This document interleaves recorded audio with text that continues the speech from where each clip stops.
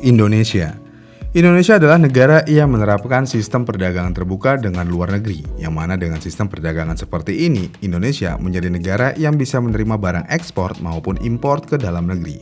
Dan di Indonesia sendiri untuk menyuplai barang yang diimpor melalui jalur darat biasanya. Kebanyakan menggunakan truk, yang mana ada beberapa truk yang digunakan, seperti truk engkel, tronton, bahkan menggunakan truk gandeng. Tapi kalian sadar gak sih, di antara semua truk tersebut di Indonesia ini masih banyak banget truk-truk tua yang masih beroperasi sampai saat ini. Dan truk-truk ini biasanya dioperasikan juga untuk berbagai macam hal, baik untuk suplai logistik, pertambangan, dan kirim muatan-muatan berat lainnya. Pertanyaannya, kenapa di Indonesia masih banyak truk tua yang beroperasi sampai saat ini? Apakah tidak berbahaya jika truk yang sudah tua dan usang masih dioperasikan sampai saat ini?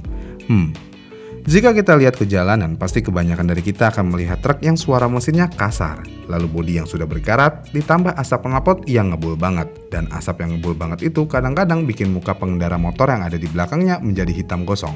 Oh my god!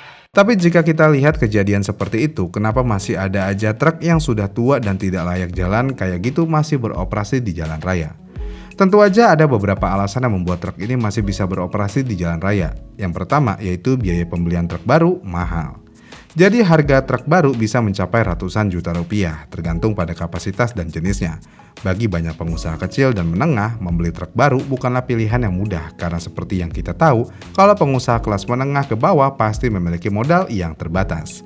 Dengan hal tersebut, sudah pasti truk tua adalah solusinya. Yang penting bisa jalan aja dah tuh truk, udah gaskan aja. Kemudian yang kedua, keahlian montir lokal dalam memperbaiki dan merawat truk lama. Banyak bengkel lokal yang sudah terbiasa menangani truk-truk tua. Selain itu, suku cadang bekas ya juga masih banyak tersedia dengan harga terjangkau di pasaran Indonesia. Kemudian yang ketiga, fleksibilitas dan daya tahan. Truk lama sering dianggap lebih tangguh dalam menghadapi kondisi jalan yang jelek, terutama di daerah pedesaan dan pegunungan yang mana biasanya jalanannya sangat jelek. Boro-boro di aspal, kita lihat jalanannya aja berasa off-road.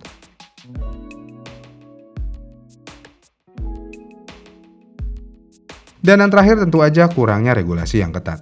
Meskipun ada aturan mengenai batasan usia kendaraan, tapi yang kita semua tahu pelaksanaannya masih lemah. Banyak truk tua yang masih bisa beroperasi dengan melakukan perpanjangan izin tanpa pemeriksaan ketat. Ya mungkin wajar aja kali ya kalau kurang ketatnya pelaksanaan ini. Negara kita aja masih butuh dana besar buat pembangunan ibu kota baru di IKN. Truk tua mau beroperasi aja ya gaskan aja terus, asalkan fulusnya masuk terus. Tapi sebenarnya kenapa truk yang benar-benar usang itu masih bisa uji layak jalan? Yang mana yang kita tahu di Indonesia itu kalau truk mau beroperasi harus memiliki kir. Tapi masa iya truk tua karatan bisa lolos dari uji ini? Sebenarnya ini adalah rahasia umum bagi para pengusaha truk di Indonesia. Yang mana sebenarnya para pengusaha ini akan memperbaiki bodi truknya dahulu sebelum uji tes kir. Yang mana truk itu tampilannya akan diperbaiki dahulu dan mesinnya akan diperapikan dulu. Sebagai contoh, truk itu akan dicat ulang, diganti bannya dengan yang baru dan akan ditune up agar tidak ngebul. Bahkan dari beberapa sumber yang saya dapat, ada beberapa oknum pengusaha menggunakan dokumen yang dimodifikasi. Maksudnya gimana? Ya, jadi beberapa pengusaha ada yang bermain dengan oknum di dinas perhubungan, bahkan ada yang lebih parahnya lagi. Pengusaha ada yang mengkawinkan truk satu dengan truk lainnya. Waduh, maksudnya gimana tuh?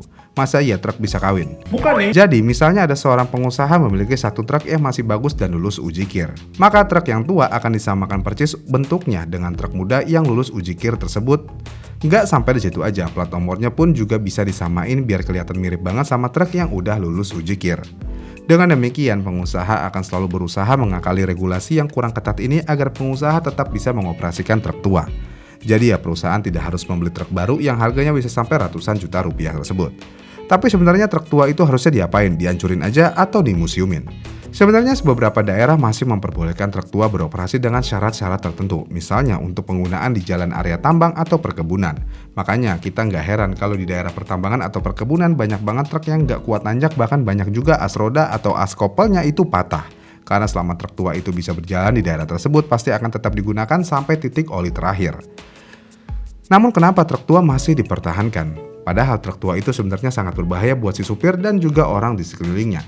Jadi ya semua ini tetap dipertahankan ya walaupun memiliki resiko lebih besar, tapi truk tua ini lebih diminati buat para pengusaha kecil dan menengah. Sebenarnya apa alasannya truk tua ini diminati banget bagi pengusaha? Tentu aja ada beberapa alasan mengapa truk tua tetap dipertahankan oleh para pengusaha dan sopir di Indonesia. Yang pertama, hemat biaya operasional.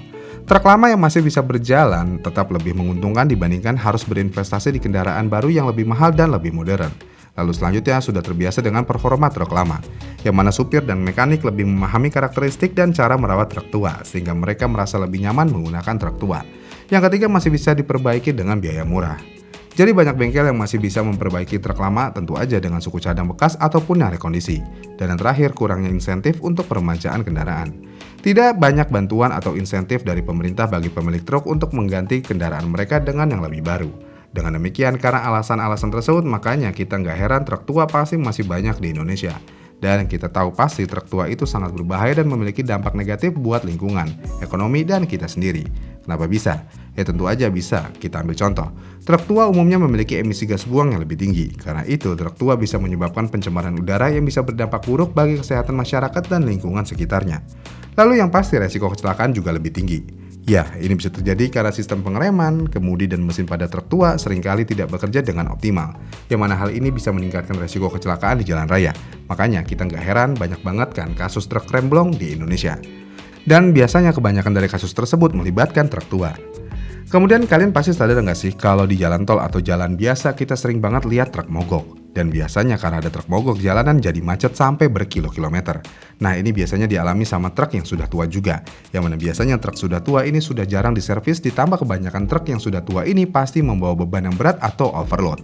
Jadinya kalau ada truk mogok di tengah jalan dan bikin macet panjang, siapa yang dirugikan? Tentu aja kita juga pasti yang kena dampak kerugian ini. Tapi biar kalian tahu sebenarnya truk tua itu justru merugikan pengusaha logistik itu sendiri dalam jangka panjang. Kenapa bisa? Ya tentu aja karena truk itu udah nggak layak jalan sebenarnya. Meskipun biaya awalnya lebih murah, akan tetapi perawatan truk tua dalam jangka panjang bisa menjadi lebih mahal karena sering mengalami kerusakan. Tapi sebenarnya ada nggak sih keuntungan untuk truk tua ini buat tetap beroperasi di jalan raya? Tentu aja ada. Yang pertama ya lebih tahan di jalan rusak. Truk lama umumnya memiliki bodi yang lebih kokoh dan mampu menahan guncangan di medan yang sulit bahkan bebatuan. Makanya kebanyakan truk tua ini beroperasi di tambang dan di perkebunan jalan yang nggak rata.